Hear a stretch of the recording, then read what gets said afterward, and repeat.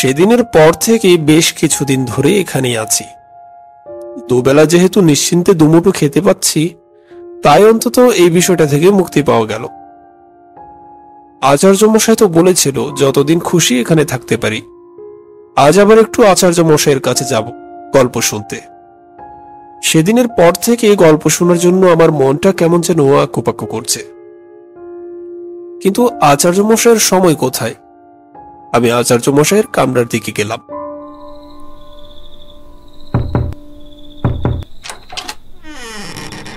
দরজায় টোকা দিতে আচার্য মশাই বলল, ভিতরে এসো। আপনি দেখলেন কিভাবে আচার্য মশাই? তুমি হয়তো জানো না, আমি সাধুকর পাশাপাশি একজন তান্ত্রিকও। আচার্য মশাই, আমি আবারও চলে এলাম আপনাকে বিরক্ত করতে। সেদিন বলেছিলেন না আবারও আপনি আপনার জীবন অভিজ্ঞতা থেকে আমাকে একটা গল্প শোনাবেন। আরে বিরক্তের কি আছে, এমন বিরক্ত তুমি রোজ করো। তবে বাবা, আমাকে যে একটু উঠতে হচ্ছে। কোনো ব্যাপার না আচার্য মশাই, আমি অপেক্ষা করব, আপনি আসুন। তোমাকে বেশিক্ষণ অপেক্ষা করতে হবে না। এই বলে আচার্য মশাই চলে গেল, কিন্তু আমি বসে রইলাম।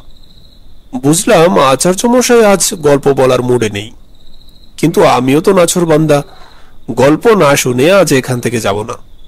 কিছুক্ষণ পর আচার্য মশাই হাতে তামাক নিয়ে ফিরলেন। তামাক সাজাও দেখি। ওটাই আনতে গিয়েছিলেন তাহলে?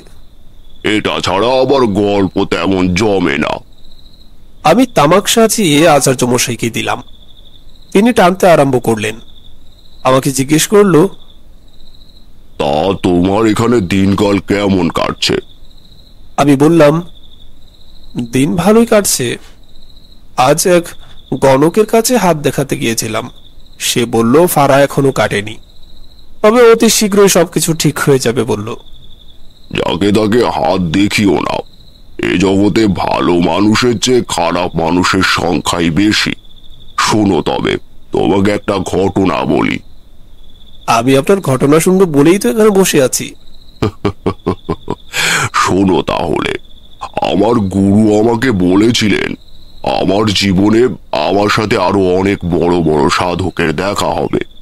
তাদের মধ্যে থেকে অশুভ শক্তিকে আমি যেন বিনাশ করি, আর শুভ কিছু হলে সেটা যেন গ্রহণ করি।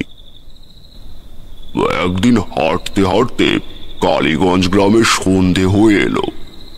আমি নদীর ঘাটে নেমে একটু জল খেয়ে সেখানে বসলাম।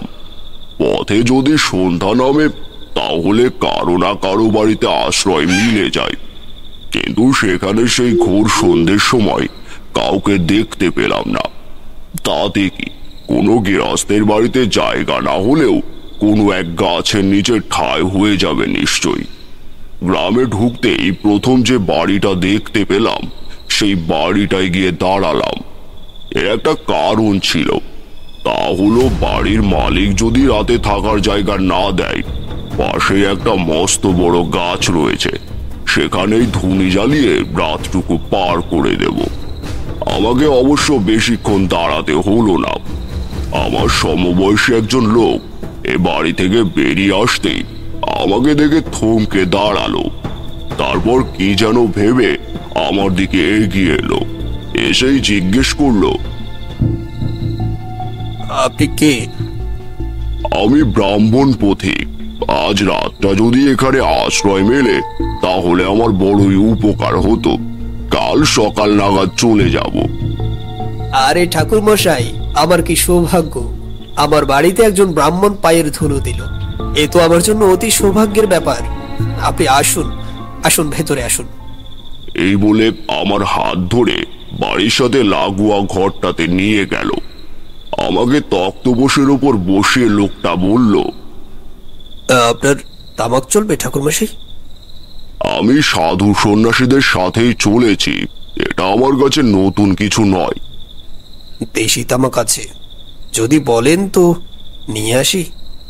নিয়ে আসি বলে লোকটা চলে গেল। তারপর এক হাতে একটা কুপি, অন্য হাতে তামাক নিয়ে উপস্থিত হলো। এই নিন ঠাকুর মশাই, সাজান। সে কি, তুমি সাজাও? আচ্ছা ঠাকুর মশাই। আচ্ছা ঠাকুরমশাই, রাতে খাবারের কি ব্যবস্থা করব যদি একটু বলতেন।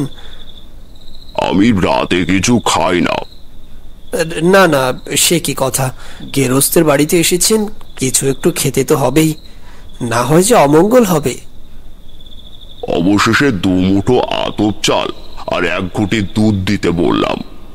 বলতে না বলতেই মনোজ একটা হাঁড়িতে করে আতপ চাল আর 1 ঘটিতে করে দুধ নিয়ে আসলো।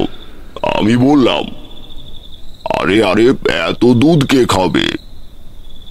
এত কোথায় ঠাকুরমশাই, আপনি খান। মনোজ একটা মাটির গ্লাসে দুধ ঢেলে দেয়। আমি খেতে থাকলাম। আস্তে আস্তে পুরো ঘটিটা খালি করে ফেললাম। তারপর শুরু হলো কথা বলা। নিজেদের মধ্যে কিছু কথা বলা শেষ হলে এবার বলা শুরু করলো গ্রামের কথা। কিন্তু আমি খেয়াল করলাম সে কেমন যেন আমতা আমতা করছে, আমার থেকে কিছু একটা লুক করছে। আমি জিজ্ঞেস করলাম, কি ব্যাপার বলো দেখি, আমাকে খুলে বলো তো। ঠাকুরমশাই, আপনি অতিথি মানুষ, কাল সকালেই চলে যাবেন, আপনাকে এসব বলতে দ্বিধা হয়। দ্বিধা করো না মনোজ, বলো আমাকে কি হয়েছে। কি বলবো আপনাকে ঠাকুরমশাই, আমাদের গ্রামে কালের আবির্ভাব হয়েছে। সেটা কেমন, পুরো ঘটনা খুলে বলো তো। বেশি দিন আগের কথা নয়, মাসখানেক আগে গ্রামে অদ্ভুত রকমের গোমড়ক দেখা দিল। গ্রামের ধনী গরিব সবার গোয়াল থেকে গরু মরতে শুরু করলো। তাই সবার কপালে দুশ্চিন্তার ছাপ দেখা গেল। অনেক দূর দূরান্ত থেকে ডাক্তার কবিরাজ আনা হলো, কিন্তু কাজের কাজ কিছুই হলো না। এদিকে প্রতিদিন কারো না কারো গোয়ালের গরু মরছে। তবে হ্যাঁ, কোন গরুটা মরবে সেটা আমরা বুঝতে পারতাম। সকালে গরু বের করার সময় যে গরুটার গলা ফোলা দেখতে পেতাম, সেই গরুটি মারা যেত।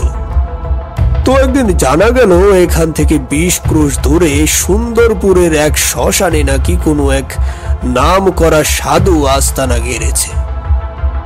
তো গ্রামের লোকজন মিলে অনুনয় বিনয় করে তাকে নিয়ে আসলো, কিন্তু সমস্যা বাঁধলো অন্য জায়গায়। কেন, কি হয়েছিল? কি বলবো ঠাকুর মশাই, বড়ই লজ্জার কথা। গ্রামে নিয়ে আসার পর সে বলল মড়ক সারিয়ে দেবে, কিন্তু প্রতি রাতেই তার নাকি নারী সঙ্গ লাগবে। কি আর করার, গ্রামে এখন যা অবস্থা তাতে এটা করা ছাড়া আর কোনো উপায় ছিল না। আমাদের গ্রামে একজন মহিলা থাকতো, সে আগে ভালোই ছিল, কিন্তু অল্প বয়সে স্বামী মারা যাওয়ায় তাকে কুপোতে আসতে বাধ্য হতে হয়েছে। মোটা অঙ্কের টাকার লোভে সে রাজি হয়ে যায়। সাধু মিথ্যে বলেনি, 3 দিনের মাথায় গ্রাম থেকে গোমড়ক চলে গেল। সাধুকে এবার বিদায় দেওয়ার পালা। গ্রামের সবাই খুব খুশি। বিদায় বেলা মোড়ল মশাই সাধুকে বললেন, ঠাকুর মশাই, আপনি আমাদের গ্রামকে রক্ষা করেছেন, এই জন্য আমি আপনাকে পুরস্কৃত করতে চাই। বলুন আপনি কি চান? আমরা সবাই ভেবেছিলাম সাধু হয়তো টাকা পয়সা চাইবে, কিন্তু সাধু টাকা পয়সা কিছুই চাইলেন না। যেটা চাইলেন সেটা শুনে সবার মাথায় আকাশ ভেঙে পড়ল। এতক্ষণ যে মানুষটার উপরে শ্রদ্ধা আর ভক্তি তৈরি হয়েছিল, সেটা নিমিষেই ক্ষোভে পরিণত হলো। সাধু বলল, টাকা পয়সা কিছুই চাই না, আমি একজন ভবঘুরে মানুষ, টাকা পয়সা দিয়ে কি করব? তবে আমি যা চাই তা কি আপনি দেবেন? হ্যাঁ বলুন, আমি যথাসাধ্য চেষ্টা করব। আমি জানি আপনার একটা বিধবা বোন রয়েছে, গতকাল একবার চোখের দেখা দেখেছি, যদি দেওয়ার হয় তাকেই দিন। তারপর এই কথা শুনে তো সবাই রেগে মেগে আগুন। সাধুকে মেরে গ্রাম থেকে তাড়িয়ে দিলেন। কিন্তু তখন কি আর জানতো যে আমাদের উপর আরো ভয়ঙ্কর কিছু নেমে আসছে? আগে তো গরু মরতো, কিন্তু সেই ঘটনার পর থেকে এখন মানুষ মরতে শুরু করেছে। মোড়ল মশাইয়ের বোনের গলাও নাকি সেভাবেই ফুলে উঠেছিল। বনেদি ঘরের মেয়ে, সবাই তো আর দেখতে পায় না, যারা দেখেছে তারা বলেছে তার 2 দিন পর থেকে প্রতিদিন একজন না একজন লোক মরছেই, এবং সারাদিনের কোনো এক সময় সে মারা যেত। এই নিয়ে 15 দিন হলো ঠাকুরমশাই। প্রতিদিনই শ্মশানে চিতায় আগুন জ্বলে। আমার বাড়িতেও রোগটা এসেছে ঠাকুরমশাই। মাকে গতকাল চিতায় তুলে দিয়ে আসলাম, এখন হয়তো আমার পালা। আচ্ছা, গ্রামের কোনো মানুষ কি তার কাছে হাত দেখাতে গিয়েছিল? হ্যাঁ ঠাকুরমশাই, এমন নজির দেখে গ্রামের প্রায় সবাই তার কাছে হাত দেখিয়েছিল। কেন বলুন তো? এইবার 2 এ 2 4 মিলল। শোনো, একটা কথা মনে রাখবে, জন্ম, মৃত্যু, বিয়ে, এই 3টে জিনিস ঈশ্বর তার হাতে রাখে। চাইলেও কেউ তা খণ্ডন করতে পারে না। তবে হ্যাঁ, আমরা নিজেরা নিজেদের মৃত্যু ডেকে আনতে পারি বটে। তুমি সাধারণ মানুষ, তোমাকে বোঝানো একটু কঠিন, কিন্তু তবুও বলি, এই যে আমরা কোনো সাধু সন্ন্যাসী দেখলেই বলি হাতটা দেখে দিন, আর তখন চাইলে সাধু তোমার হাতের রেখা বদলেও দিতে পারেন। ভালোটা করতে পারে কিনা জানি না, তবে খারাপটা নিশ্চয়ই করতে পারে। তবে সবাই এমন না, দুনিয়ায় খারাপ মানুষের পাশাপাশি ভালো মানুষও রয়েছে। তান্ত্রিক মতে একজন সাধক যদি সিদ্ধি লাভ করে, তার অসাধ্য আর কিছুই থাকে না। কোন সাধনায় সেটা তোমাকে বলবো না। ঠাকুরমশাই, বলছিলাম যে আপনি থাকার জন্য আসেননি, তবু কটা দিন থেকে যান। বাড়িতে ব্রাহ্মণ থাকলে মঙ্গল হয়। থাকবো। যাক, তাহলে আর চিন্তা নেই।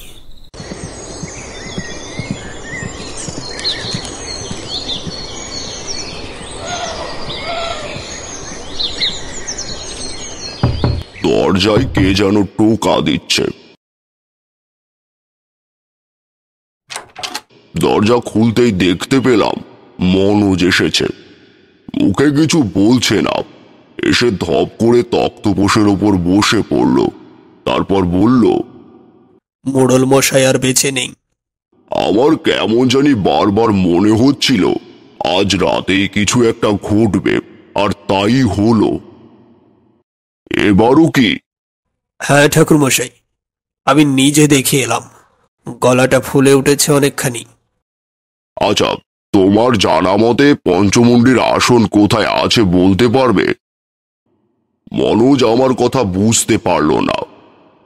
আচ্ছা, আমাকে গ্রামের মন্দিরে নিয়ে যাও, পুরোহিত মশাইয়ের সাথে কথা বলা জরুরি।